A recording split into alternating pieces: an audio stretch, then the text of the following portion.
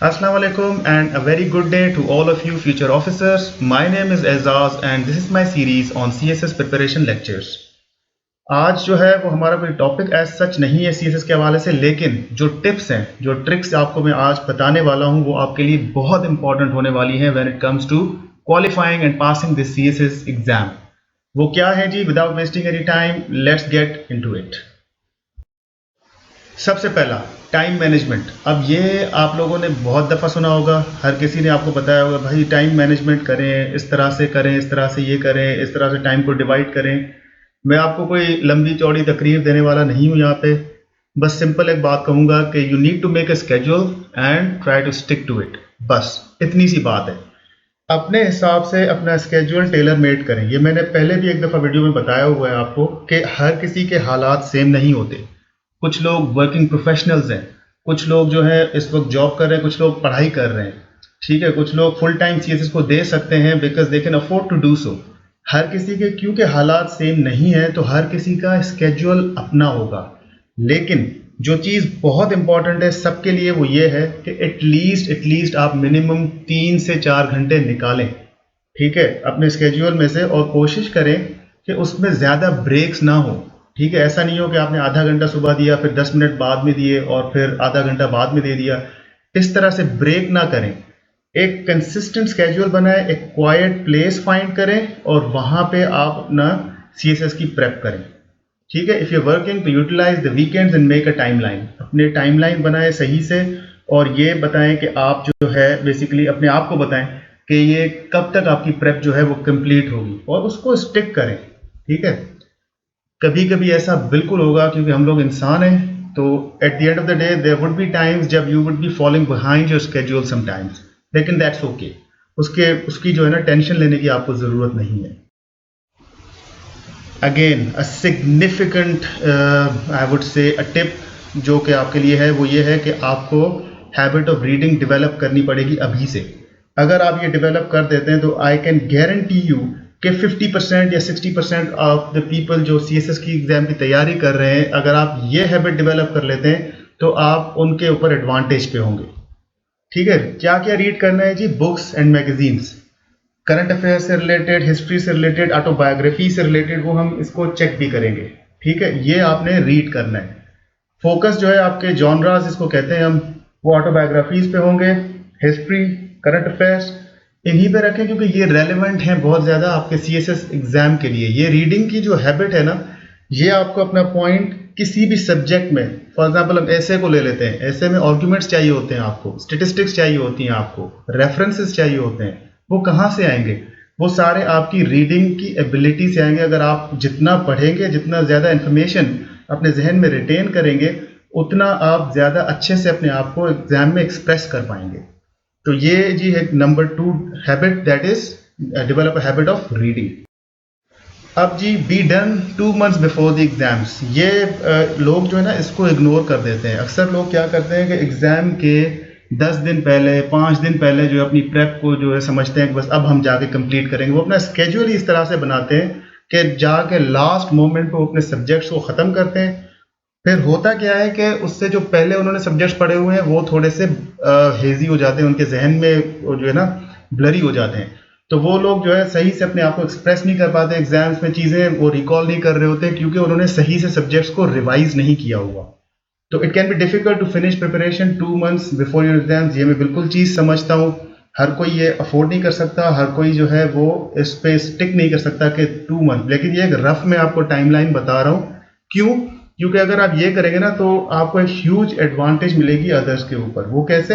कि it gives you more time to practice and revise. आप जितना प्रैक्टिस करेंगे इंग्लिश एसे राइटिंग को, पास्ट पेपर्स को, एक्सेट्रा, जो भी ये चीज़ें आप जिनको प्रैक्टिस करनी है, जितना टाइम आप इसको देंगे आप उतना एक्सेल करेंगे अपनी राइटिंग स्किल्स में। और एग्जाम में जाने से पहले आपको एक फ्लो नीडेड होता है। ठीक है, राइटिंग सबकी जो है वो फ्लो में नहीं होती। कुछ लोग होते हैं जो काफ़ी टाइम के बाद प्रेप में आए हैं, काफ़ी टाइम जॉब किए उन्होंने, तो वो टच में नहीं है, स्टडीज़ में लिखने की आदत नहीं है। तो वो लोग अगर इस चीज़ को जहन में रखेंगे तो अपनी डेवलप करेंगे रीडिंग की हैबिट और डेवलप करेंगे ये चीज़, तो वो अपने आप को सही से एक्सप्रेस कर पाएंगे और उनके पास एम्पल टाइम होगा to develop that flow before the exam, which is very important. Attempt past paper, जो आपका टाइम ये बचा हुआ है, लेकिन ये ज़रूरी नहीं है कि आप लास्ट 2 मंथ्स में ही करें, आप उससे पहले भी ये कर सकते हैं। जब भी आपको टाइम मिले एक स्केड्यूल बना लें, 2 हफ्ते में, 3 हफ्ते में एक दफ़ा ज़रूर ये आप क्या करें कि आप कोई भी रैंडमली पास पेपर ले लें और उसको पूरा अटेम्प्ट करें। पूरे से मुराद क्या है जी? एक तो ये समझ लें कि you can study the subjects for years but you want feel confident unless you attempt the papers. आप तैयारी करते रहें, जितनी मर्जी हो आप तैयारी कर लें, जब तक आप खुद पेपर अटेम्प्ट नहीं करेंगे, देखेंगे नहीं अपने आप खुद फील करेंगे। आप एक दफ़ा जो है ना पास पेपर कोई उठा के, जो भी सब्जेक्ट आप थोड़ा सा कॉन्फिडेंट हैं कि यार इसकी तैयारी मेरी अच्छी हो गई है, आप एक पास पेपर उठा के पूरा अटेम्प्ट करके देखें, आपको चीज़ें पता लग जाएंगी कि आप कहाँ पे लैग कर रहे हैं, क्या क्या चीज़ें हैं जिन पे आपको वर्क करना है। ये बहुत अच्छी हैबिट है for CSS। Try to attempt full length papers and leave yourself ample time to complete. ठीक है, अब ये है कि होता क्या है कि कुछ लोग क्या करते हैं, जल्दी जल्दी में बस आउटलाइन बना लेते हैं आंसर्स की और बस कहते हैं कि बस हमारी प्रेप जब वो एग्जाम आएगा ना हम वहाँ पे लिख लेंगे।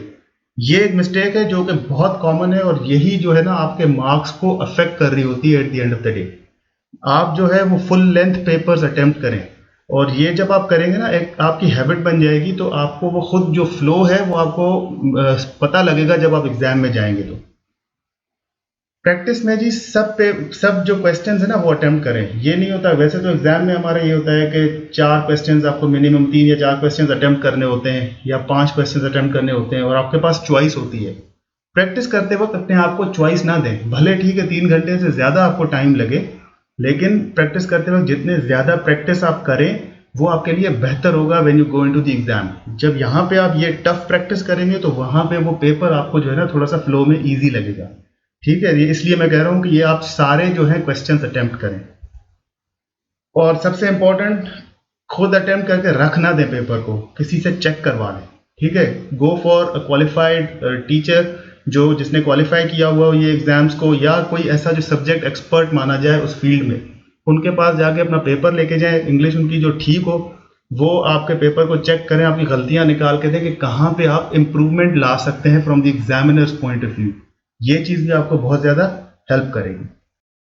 Last but not the least, focus and stay motivated. इसको कहने की ज़रूरत नहीं है लेकिन इट्स वेरी इंपॉर्टेंट, क्योंकि I know as a candidate मैं भी रहा हूँ एस्पिरेंट। ठीक है, और मैंने ऑब्जर्व भी किया है over the years of teaching कि there would be times when student feel depressed और डीमोटिवेटेड, लो फील करते हैं, बहुत ज़्यादा एनर्जी नहीं होती, कहते हैं कि सर हमसे नहीं हो पाएगा, ये एग्ज़ाम बहुत टफ है या अभी बस बहुत करीब आ गया है और मेरी तैयारी ठीक नहीं है।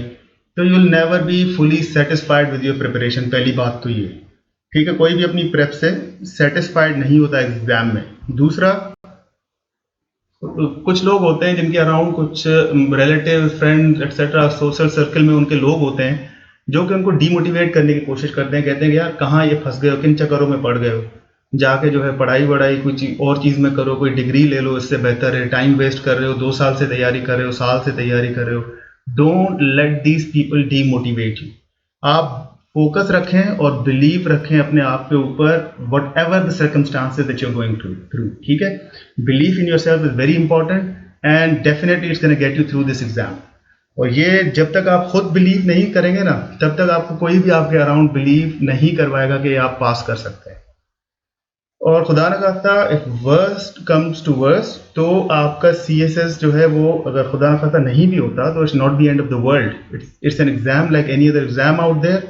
सिर्फ आपको फोकस क्या करना है कि आपने उसमें अपना बेस्ट देना है एंड दैट्स इट। उसके बाद कोई रिक्वायरमेंट नहीं रखें कि बस इसको क्वालिफाई नहीं हुआ तो बस एंड ऑफ द वर्ल्ड हो गया, ऐसा नहीं है। बहुत सारी और कमीशंस होती हैं जिनकी तैयारी ऑटोमेटिकली आपकी CSS की तैयारी के साथ हो जाती है, तो कहीं ना कहीं इंशाल्लाह जॉब भी लग जाएगी and you do really well in life अगर आप इस ड्रिल के थ्रू गुजरते हैं जो कि CSS की एग्जाम की प्रेप है।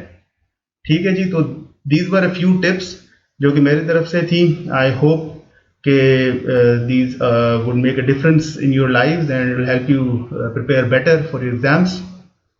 So that's it. Thank you for watching. Please like, share and subscribe the channel as it really helps me grow. Thank you so much. Allah Hafiz.